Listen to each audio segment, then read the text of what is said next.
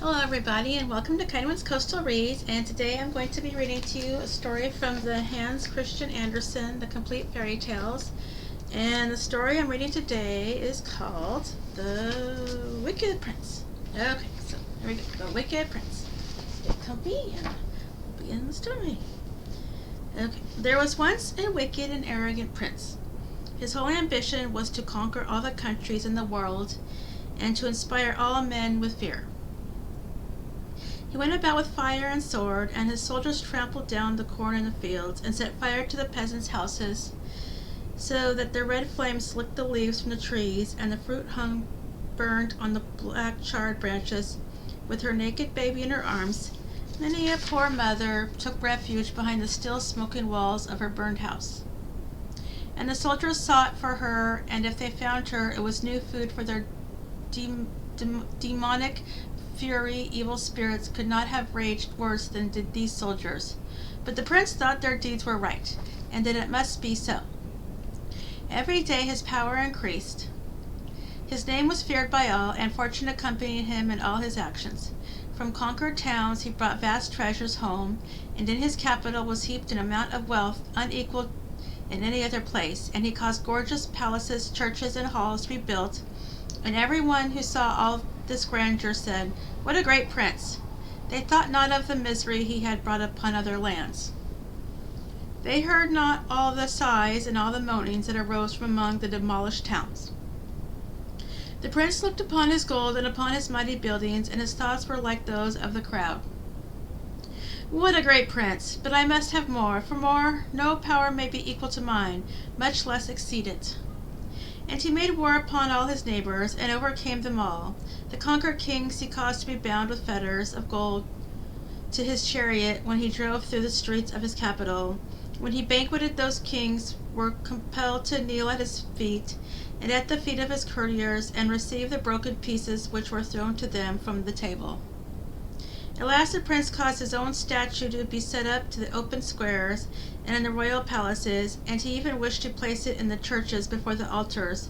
But the priest said, "Prince, thou art mighty, but heaven is mightier, and we dare not do it." "Good, then," said the prince, "I will vanquish heaven likewise." And in his pride and impious haughtiness he caused an ingenious ship to be built, in which he could sail through the air. It was gay to behold, like the tail of a peacock, and seemed to be studded with thousands of eyes, but each eye was the muzzle of a gun.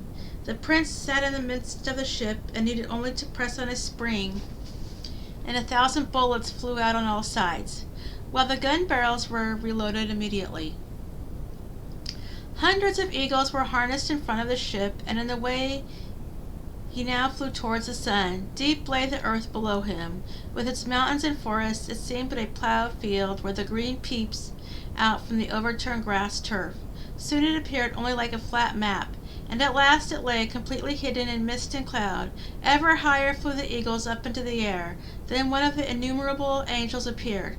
The wicked prince hurled thousands of bullets against him, but the bullets sprang back from the angel's shining pinions and fell down like hailstones. But a drop of blood, one single drop, fell from one of the white wing feathers, and this drop fell upon the ship in which the prince sat, and burned its way deep into the ship, and weighing like 1,000 hundredweights of lead, dragged down the ship in headlong fall towards the earth. The strongest pinions of the eagles broke.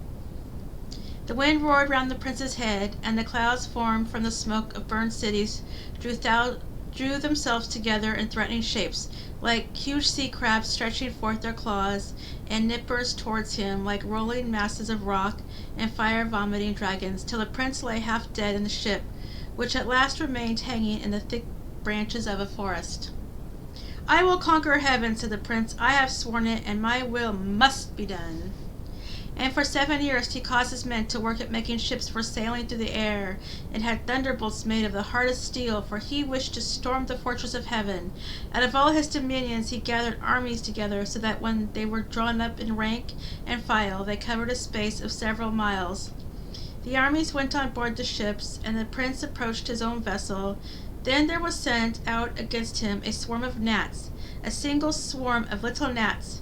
The swarm buzzed round the prince and stung his face and hands.